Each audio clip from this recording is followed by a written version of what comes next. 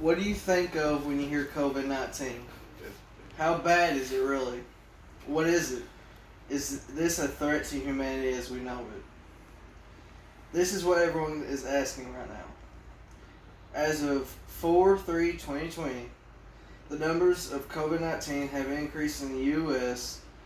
The CDC reports that in the United States there are 213,000 cases and climbing, along with 4,500 total deaths and climbing.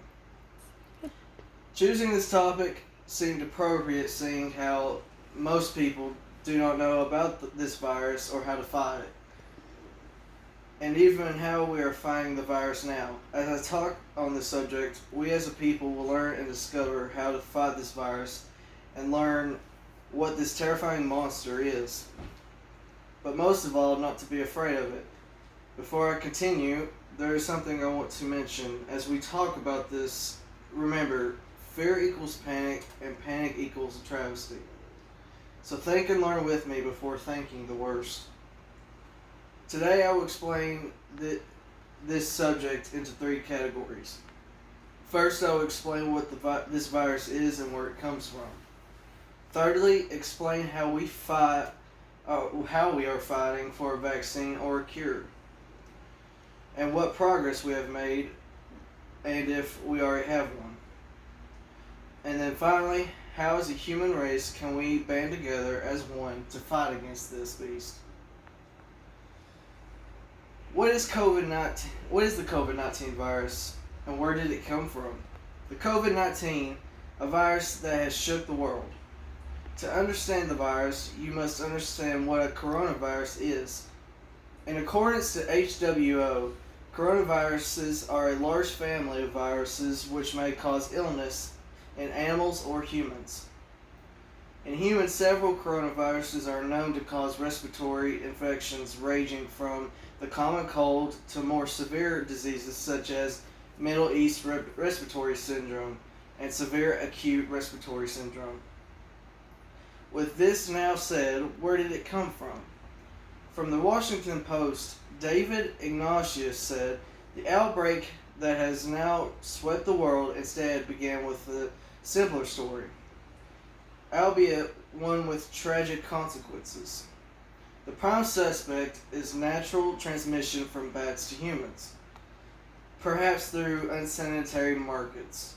But scientists don't rule out that an accident at a research laboratory in Wuhan might have spread a deadly bat virus that had been collected for scientific study. As of right now, from my own research, nobody can agree on either one of these, but bats to humans or a lab to humans. With all this said, is there a vaccine? How we are fighting this?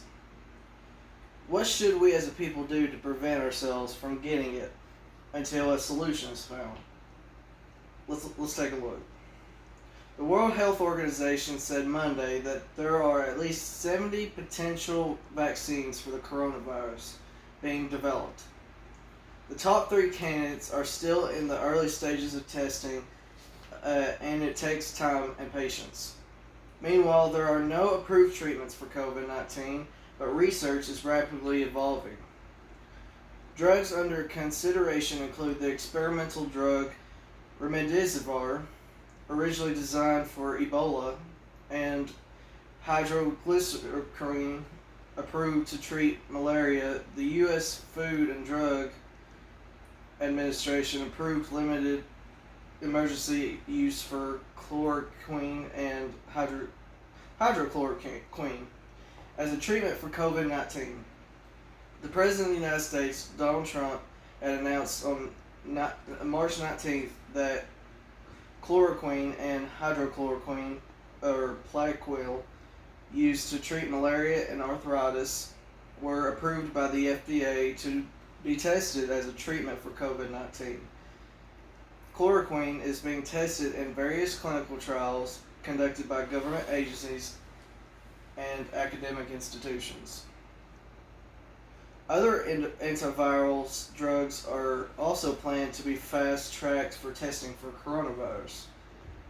The information that I have found may not be accurate regarding to a vaccine or a cure We would get a breakthrough tomorrow and have it within a week, basically. And the medical technology we have today is by far amazing. The information here in my speech is more or less a best guess from my own understanding. What should we as a people do to prevent ourselves from getting it until a solution is found? To do our part as a human race to help prevent and reduce the spread of this virus is simple. You all learned it in your early stages of growing up. Who remembers being taught to wash their hands? Well, from the information gathered from sources here is what we should do. The National Library of Medicine points out some steps we can all take to save ourselves and others from illnesses ranging from cold or flu or worse infections. Number 1, proper hand washing is the most effective way to prevent the spread of infections. 2, cover coughs and sneezes using a strong tissue or the crease of your elbow. 3, keep tissues and hand cleaners handy and use them. 4, do not cough into your hands. 5, do not sneeze into your hands. 6, keep your fingers away from your eyes, nose, and mouth. 7, stay up to date with your immunizations. And number 8, another way to prevent the spread of germs and sickness, stay home if you feel sick or have a fever. This helps protect everyone at work, school, or the places you routinely go to. If you're sick and have questions about the potential infect others, check with your healthcare provider. This is a difficult topic on its own. Different information about it gets brought into light each day, and there really is no constant sense of accuracy. I chose this to help better explain the virus and how we as a human race can help fight it. So please listen to the tips I listed. Let me also mention in more detail, I do not have all the facts. So in the next couple of days, some of my information gathered may not either be true or in any relation anymore. So please remember that this is what I have found right now on 4/3/20 through 4/15/20. Today I talked about what the virus is and where it comes from. Firstly, I mentioned about how we are fighting for a vaccine